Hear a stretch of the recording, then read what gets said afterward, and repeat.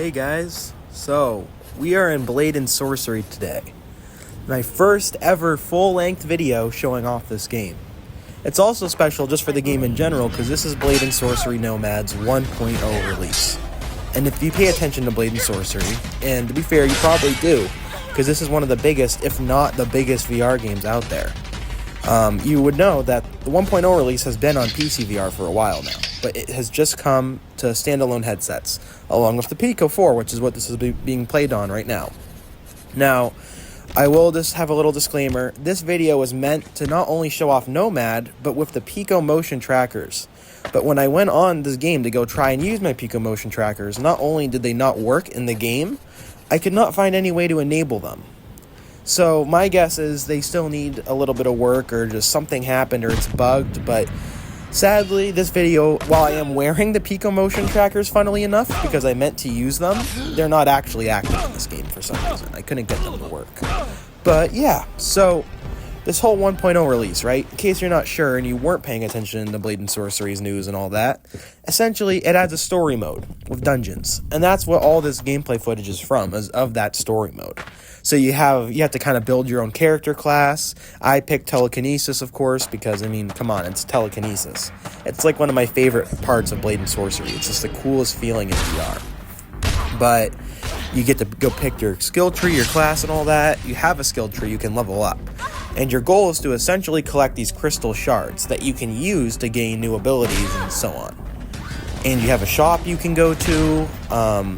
And right now, as you can see, as I'm brutally mutilating that woman, this is part of the dungeon. This is the first dungeon you go through. It's very cool. The graphics in this are just incredible. Don't even get me started on that. For a standalone game, I mean, I thought Undead Citadel looked good, but this looks even better.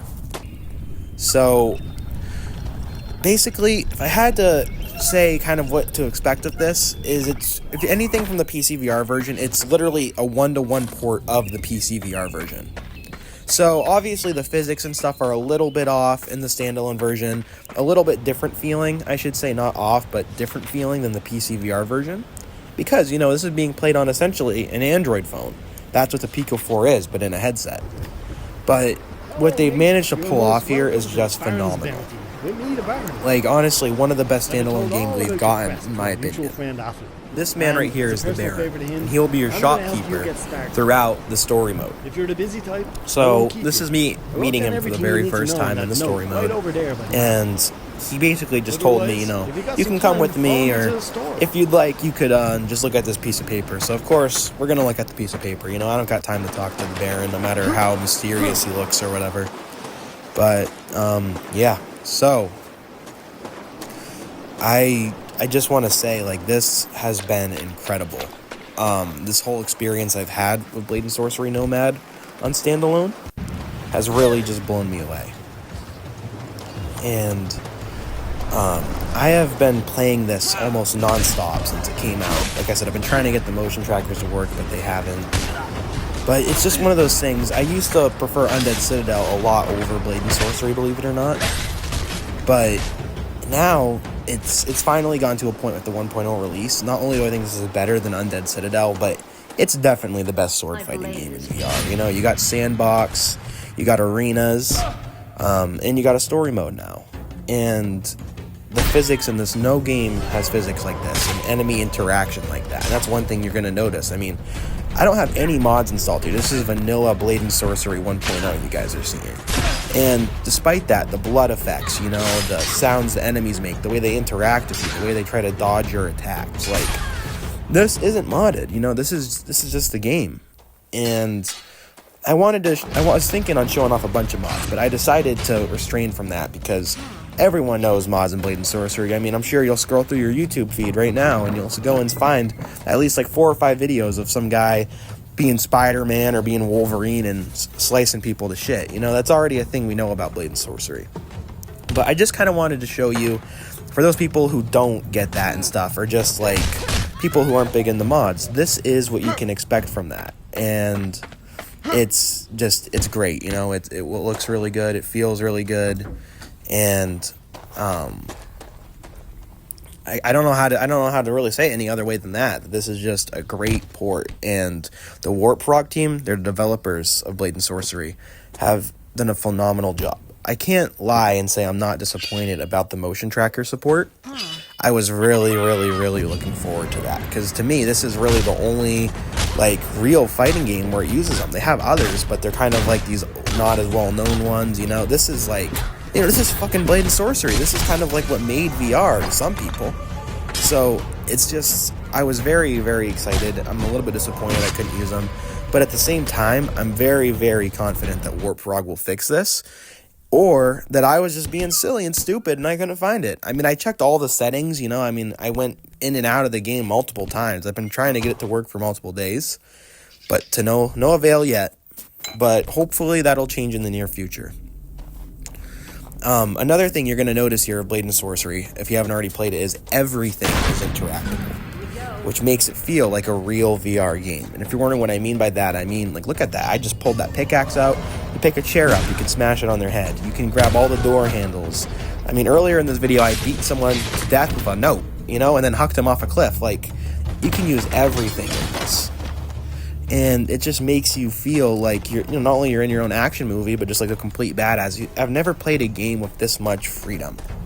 And that's something you're going to get from Blade and Sorcery the moment you pick it up. It's all about the freedom aspect of it, you know? For a long time, that's all it was. It didn't have a story mode like this where you could just go in and progress through missions and stuff. It wasn't like that. You had to make your own fun. And that's why I think it's so important to remember that about this game. This game used to be, you know, it started off like that, where you had to make your own fun. You had to do things, and I think that made it better.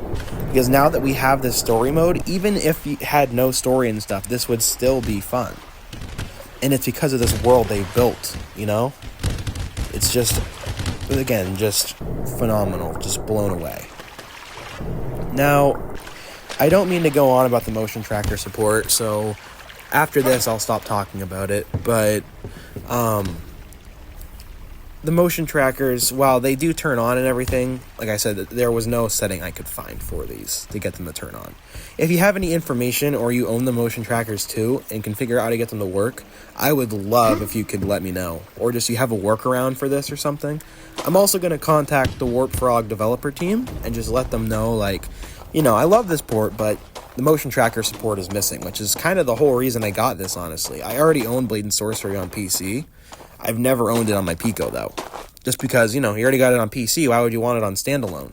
But when I saw this, I thought, you know, this is a full release. This would be a perfect video to make. It's got motion tracker support. Like, this is a great game to make a video on. And so, yeah. It's like I said, it's disappointing. But it's still phenomenal here. Even without the motion tracker support. It also just means, too, I mean, I don't know why you would want to do this, but if you want to, you can play this game seated. And play through the story mode seated. I mean, you can always do that without motion trackers. When you got the motion trackers on, obviously you don't want to play sitting down because you look like you're sitting down the whole time. But, yeah. So we're starting to get to the end of my video here. I wanted to just give you guys a couple minutes just to see, you know, hear the sounds and everything. So I'm going to stop talking for this last minute or two. But I hope you guys enjoyed the video. I hope I convinced you guys to come check this out on standalone. And yeah, again, major shout out to the Warp Frog developer team. And yeah, awesome, guys. Seriously.